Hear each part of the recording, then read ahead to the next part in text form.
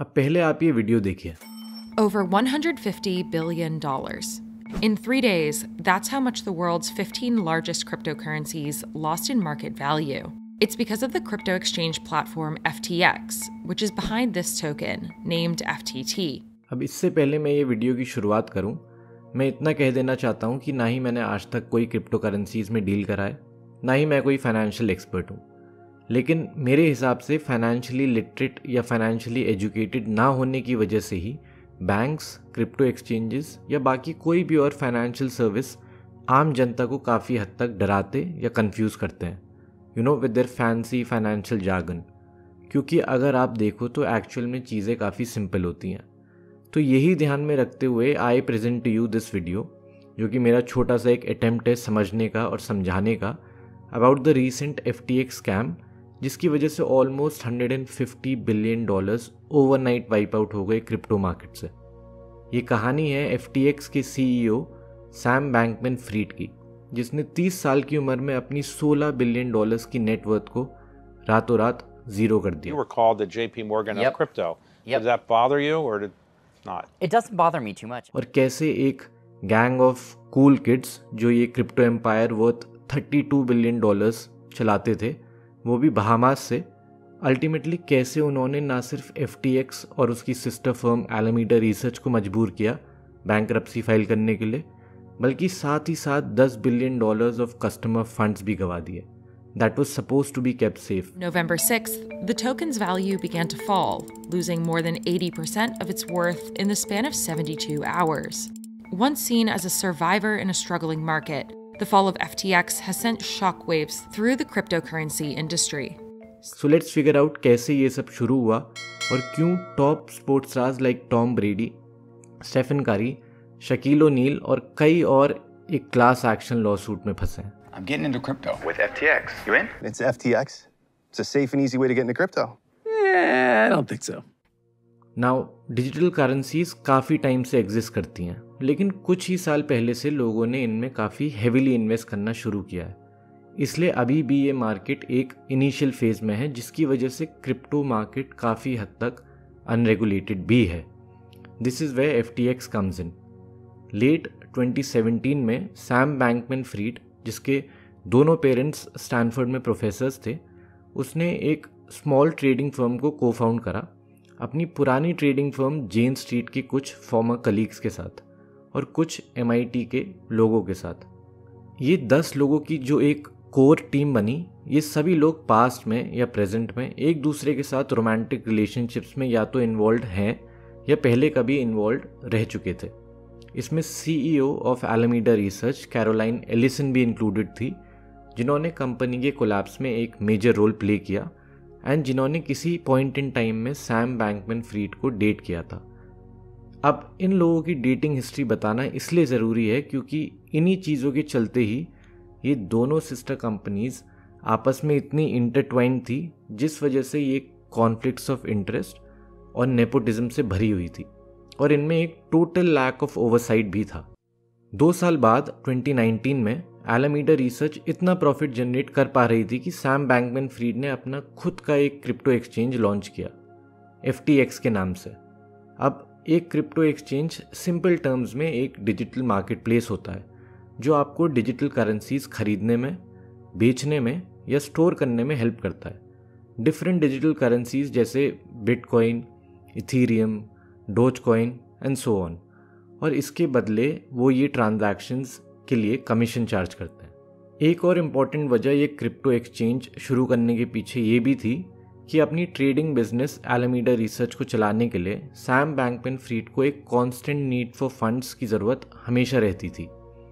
बहुत जल्दी FTX crypto market में काफ़ी बड़ा बन चुका था क्योंकि ज़्यादा से ज़्यादा लोग FTX में अपना पैसा इन्वेस्ट कर रहे थे, क्योंकि FTX as compared to other exchanges riskier trades allow करता था। सैम बैंकमैन-फ्रीड को बहुत जल्द एक brilliant disruptor of the crypto industry के नाम से जानने लगे थे। सैम बैंकमैन-फ्रीड साथ ही साथ पॉलिटिकल अलायंसेस भी बिल्ड कर रहा था। वो पूरे US में 6th बिगेस्ट पॉलिटिकल डोनर था साल 2021-2022 में, जब उसने अराउंड $40 मिलियन डोनेट किए थे to candidates in the US।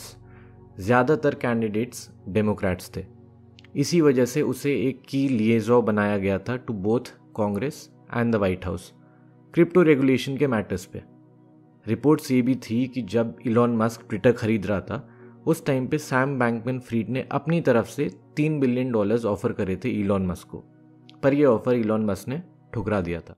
उसका सबसे स्ट्रॉन्ग मूव ये था कि वो बहुत संभल के अपनी पब्लिक इमेज को मैनेज कर रहा था।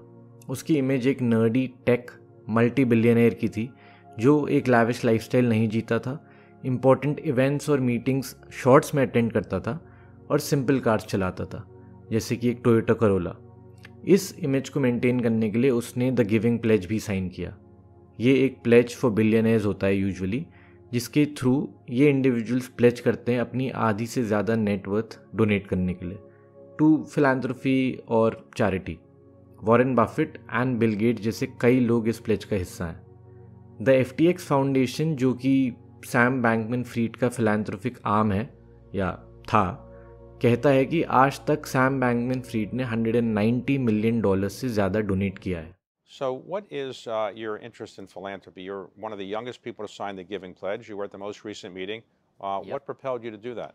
It's always been, in theory, a goal of mine to figure out how I can have positive impact on the world and how I can have the biggest possible impact, not just, some random amount of it. लेकिन बहुत कम लोग जानते थे कि इस पूरे नाटक के पीछे सैम बैंकमैन-फ्रीड चुपचाप कस्टमर फंड्स को अपने क्रिप्टो एक्सचेंज FTX से निकालकर अपनी ट्रेडिंग कंपनी एलामीडा रिसर्च में पंप कर रहा था। इन टोटल उसने लगभग $10 billion of customer funds transfer कर दिए थे अपनी ट्रेडिंग फर्म को, जो कायदे से उसके क्रिप्टो एक्सचेंज में अनटच्ड रहने चाहिए थे। कॉइनडेस्क, जो वर्ल्ड की एक लीडिंग न्यूज़ पोर्टल है फॉर डिजिटल करेंसीज, उन्होंने एक रिपोर्ट पब्लिश करी जिसमें उन्होंने ये क्लेम किया कि FTX की बैलेंस शीट में बिलियंस में FTT टोकन्स हैं, both as assets and as liabilities.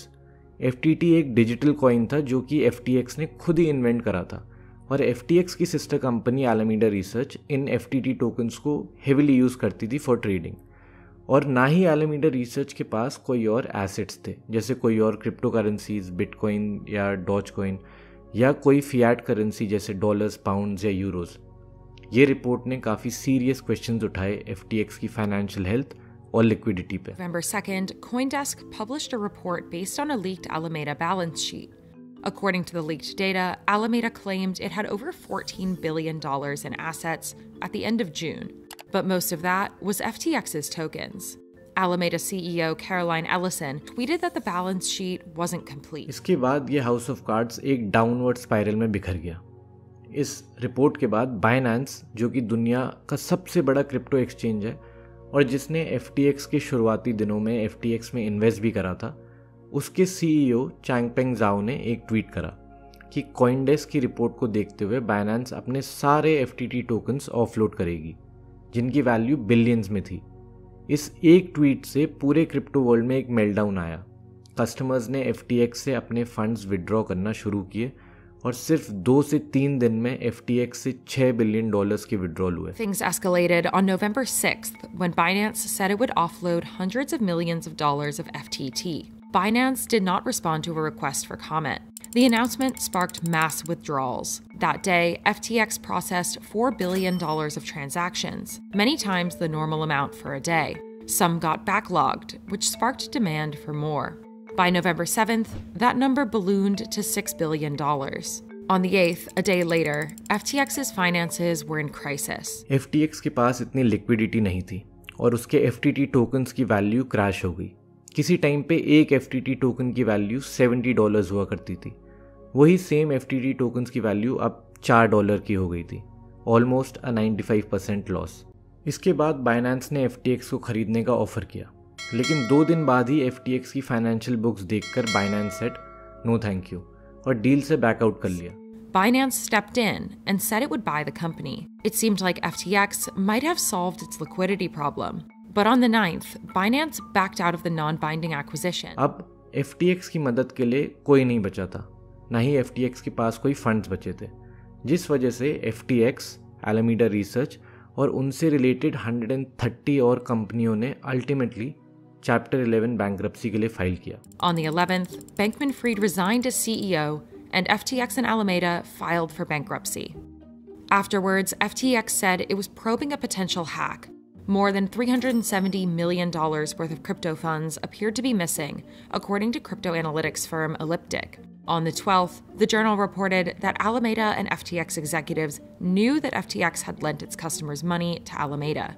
As of November 11th, according to the bankruptcy filing, FTX's estimation of their liabilities would make it the largest crypto-related bankruptcy ever filed. सिर्फ कुछ ही दिनों में FTX, जो एक time पर crypto economy का leader कहा जाता था और जिसकी वैल्यू $32 बिलियन की थी और जो सेलिब्रिटीज़ और पॉलिटिशियंस में भी काफ़ी जाना माना था, वो अपनी ऊंचाइयों से गिरकर एक शर्मनाक बैंकरप्सी फाइल कर रहा था। अक्सर देखा जाता है कि फाइनेंशियल मार्केट्स कितनी ज़्यादा वॉलेटाइल होती हैं और ये मार्केट्स काफ़ी हद तक इमोशंस और इवेंट से इन्फ्लुएंस होती हैं। किसी इन्फ्लुएंशियल व्यक्ति का एक ट्वीट या कोई इम्पोर्टेंट वर्ल्ड इवेंट इतना ही सिर्फ काफ़ी होता है किसी भी चीज़ का प्राइस आसमान छुआने के लिए या गिराने के लिए। FTX का राइज और हाइप केयरफुल प्लानिंग से क्रिएट किया गया था और ये मुमकिन हो पाया था एडवर्टाइजिंग और मार्केटिंग पे हेविली इन्वेस्ट करने से। इन सारी चीज़ों की वजह से पब्लिक के दिमाग में सैम बैंकमैन फ्रीड की और FTX की एक इमेज बनाई गई और इसमें मदद करी Steph Curry, Tom Brady, Shaquille O'Neal, Larry David और कई और सेलिब्रिटीज़ ने, जो अब खुद इन लॉसूट्स में फंस गए हैं। यहाँ तक FTX ने मायामी हीट NBA टीम के प्लेइंग अरीना की भी नेमिंग राइट्स खरीद लिए थे। साथ ही साथ मर्सिडीज़ F1 टीम की रेस कार पर भी FTX एक स्पॉन्सर था। फोर्ब्स और वॉल स्ट्रीट जर्नल जैसे फाइनेंशियल मैगजीन्स ने भी काफ़ी ग्लोइंग प्रोफाइल्स अपने मैगजीन में छापी थी। सैम बैंकमैन फ्रीड ने एक nerdy tech genius saviour of crypto reputation को मैन्युफैक्चर करा और फिर उससे ना सिर्फ आम जनता को बल्कि टॉप वेंचर कैपिटल फर्म्स जैसे Sequoia Capital, BlackRock, SoftBank और टाइगर ग्लोबल जैसे कई औरों को भी इम्प्रेस किया, जिन्होंने बदले में बिलियंस इन्वेस्ट करे FTX में।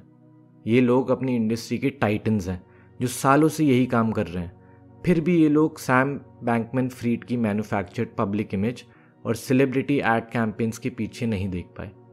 एक किस्सा तो ऐसा भी था जब सैम बैंकमैन फ्रीड ने $210 मिलियन की डील क्रैक करी सेक्वोया कैपिटल के इन्वेस्टर्स के साथ, वो भी जूम कॉल पर। और उस जूम कॉल पर भी सैम बैंकमैन फ्रीड एक पॉपुलर गेम खेल रहा था उस टाइम पे, लीग ऑफ लेजेंड्स, और ये इन्वेस्टर्स इस चीज़ की बहुत तारीफ़ कर रहे थे और उनको बहुत फैसिनेशन हो रहा था इस चीज़ से और वो उसको जीनियस मान रहे थे। किसी ने भी कोई रेड फ्लैग्स नहीं डिटेक्ट करे उस टाइम पे। FTX की बैंकरप्सी के बाद इन सारी वेंचर कैपिटल फर्म्स ने जो मिलियंस का इन्वेस्टमेंट करा था FTX में, उसको इन सब ने अपनी फाइनेंशियल बुक्स में राइट ऑफ करके ज़ीरो कर दिया। I mean, what did they expect. लेकिन यहीं पर एक ज़रूरी सवाल है, इस पूरे एपिसोड में सबसे बड़ा लूज़र कौन था? क्या वो सैम बैंकमैन फ्रीड था, या फिर वो बहुत सारी वेंचर कैपिटल फर्म्स, या फिर FTX या एलामीडा रिसर्च? जवाब है इनमें से कोई भी नहीं। किसी भी फाइनेंशियल स्कैम में जो सबसे बड़ा लूज़र होता है वो होती है आम जनता। किसी कस्टमर्स और FTX के खुद के कई एम्प्लॉयज़ की पूरी ज़िंदगी भर की सेविंग्स FTX में इन्वेस्टेड थी। अब वो अपने इस महीने के घर का रेंट भी नहीं दे पा रहे। Securities and Exchange Commission and Justice Department are investigating FTX, according to a person familiar with the matter. This is not like the New York Stock Exchange or NASDAQ. They take people's money, they borrow against it, it's not much disclosure, and then they trade against their customers. अगर कोई company stock market में या कोई bank customer के साथ cheating करे तो सरकार की जिम्मेदारी बनती है एटलीस्ट कुछ हद तक कि आपके इन्वेस्टमेंट की रिकवरी हो जाए, क्योंकि बैंकिंग और स्टॉक इंडस्ट्रीज यूजुअली रेगुलेटेड होती हैं। लेकिन ये सेम रेगुलेशंस क्रिप्टो की दुनिया से अब भी मिसिंग है। The fallout has led other companies to tout their reserves and call for more transparency in the industry. तो आज की वीडियो के लिए बस इतना ही। अगर आपको ये वीडियो पसंद आई और आपको इस वीडियो को देखने के बाद कुछ value milli, then make sure you hit that subscribe button and like and share the video. And feel free to comment down below. And I'll see you very soon in the next video.